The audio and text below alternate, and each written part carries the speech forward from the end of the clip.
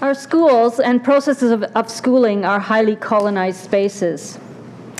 The truth of this has become evident to me over the past 2 years as my colleague, Dr. Dwayne Donald, and I have been working on our SSHRC Partnership Development Project, researching the educational experiences of Indigenous students. The curriculum innovation that we're attempting, and this is with schools that focus on educating Indigenous students, that make an effort to integrate Indigenous cultures, languages, and knowledges, is confronted with obstacles because schools still exist within an education system that is colonized.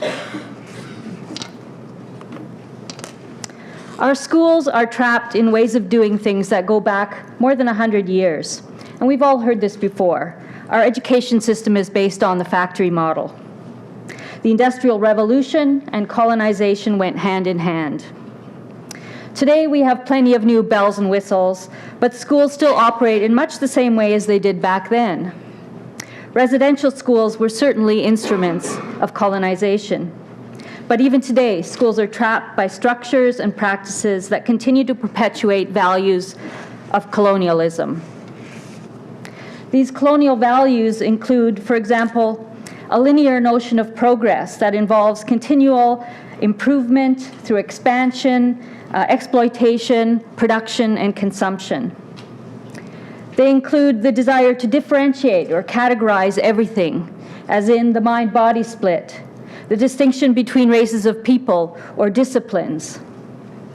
They include a focus on individualism and systems of hierarchies, and obsession with order and control. These values lead to assumptions about education.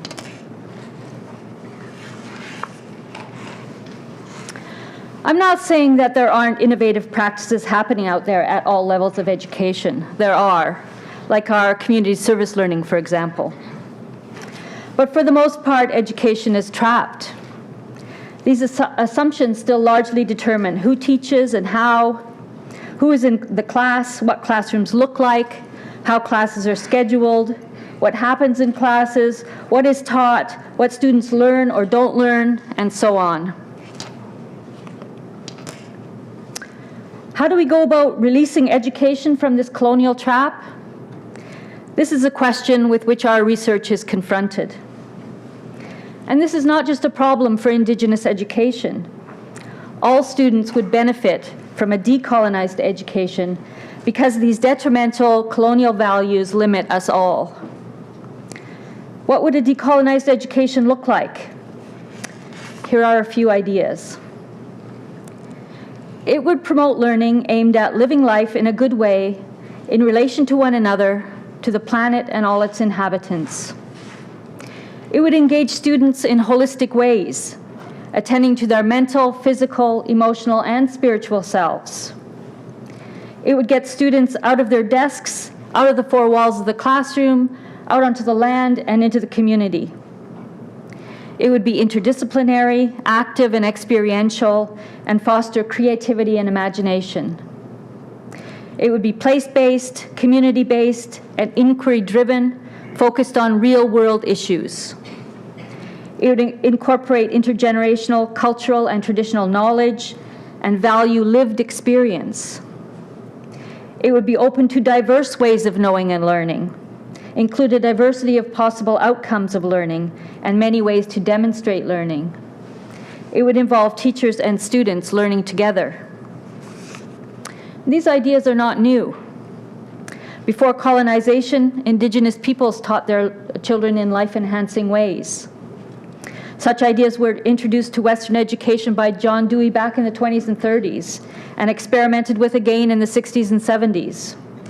But they've never found their way into our mainstream education, which is driven by this colonial agenda in any sustained way. Contemporary Indigenous scholars such as Marie Baptiste have been talking about decolonizing education for some time. Well, it's time to listen. We have an opportunity here and now. Attention to decolonization through the TRC calls to action gives us new momentum for making change. So let's finally, with our 21st century awareness, release education from the colonial trap to the benefit of us all. Thank you.